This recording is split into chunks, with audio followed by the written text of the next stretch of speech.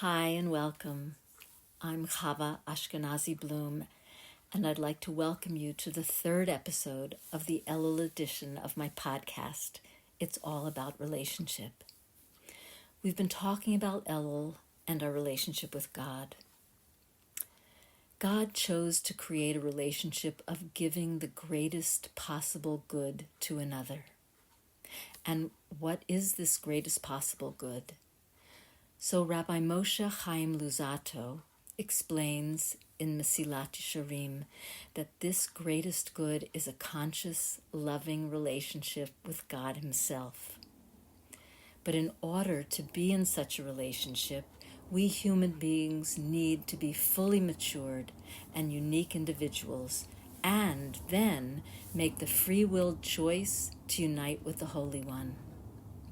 So on one hand, we need to grow ourselves as separate, unique individuals, and on the other hand, we need to grow closer to God. This is what we're doing here. It's a dance that is asked of all of us, a dance of individuating and then uniting. It's a dance that the Kabbalists call Ratzo V'Shov, run and return. This phrase is taken from Yecheskel's vision of the chariot, and the living creatures ran and returned like the appearance of a flash of lightning. This run and return is the vital life energy as it moves back and forth, fast as lightning.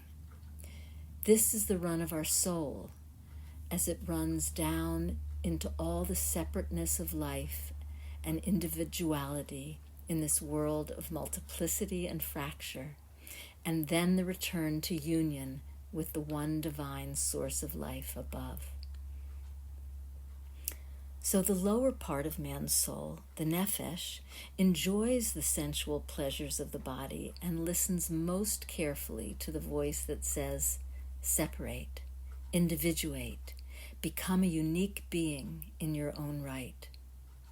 This part of the soul is not so anxious to merge with God.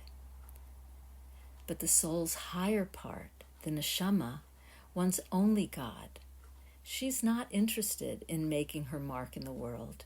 She's only interested in union with her beloved. The soul, pulled first by her nefesh and then by her neshama, runs back and forth between this earthly world and the heavenly world above. No matter how high the neshama flies, the nefesh always brings her back to the body and the physical world. Running up to God and returning to this world is the dance of life. But this is not only about the dance of the human soul. It's also about the movement inherent in all of existence. As Rabbi Avraham Aryeh Trugman so beautifully explains, this constant run and return is the life force of the entire universe. Run and return is a rhythm that pervades all existence. It's in the expansion and contraction of the world all around us. It's in the ebb and flow of the tides. It's in light waves and sound waves. It's in the beating of our hearts, the pulsing of blood in our veins, and the inhale and exhale of our lungs. It's in the cycles of the moon as she grows from a tiny glimmer to a bright round fullness, and then slowly shrinks back to a thin silver sliver, nearly disappearing in the night sky.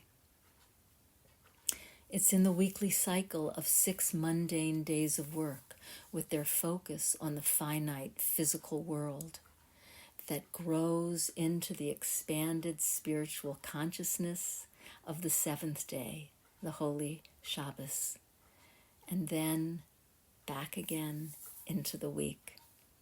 We see the run and return in the restorative process of sleep. Living in the world depletes and drains the soul.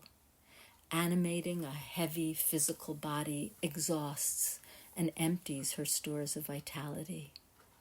While the body sleeps, the soul runs to Hashem, fills with new energy, expands with inspiration and insight, and returns to her body at dawn. We can also see this as man's soul, expanded, free, and a part of God above, is contracted down into this world's finite dimensions of space and time at birth. At the end of 120 years, when she is freed once more from the body, the soul expands back into the timeless, spaceless reality from whence she came, rushing back to unite with her Creator. And through this process of living, we experience times of sadness when we feel constricted. And we also feel times of expansive joy and inspiration when we feel like we can meet every challenge and expand out into our highest potential.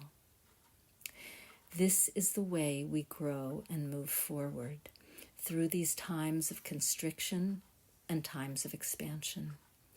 Our journey through life is actually like a birth. Just as a baby moves from its confining 9-month home through the constrictions of the birth canal and the birthing process out into the expanded, wide open world, so too we move through a lifetime of constriction and expansion that is always pushing us forward into a new octave of existence. We have a mission to accomplish in the world. We're here to build and to fix. We have new creations to birth into life. We have the wondrous work of bringing ourselves, that partnership of Holy Soul, constricted into a finite physical body, into alignment and union with the infinite, eternal Holy One above. This is our dance. This is our work. In our next episode, we'll talk about balancing this run and return, balancing our times for working in the world with times for uniting and merging with God. So till then, be well.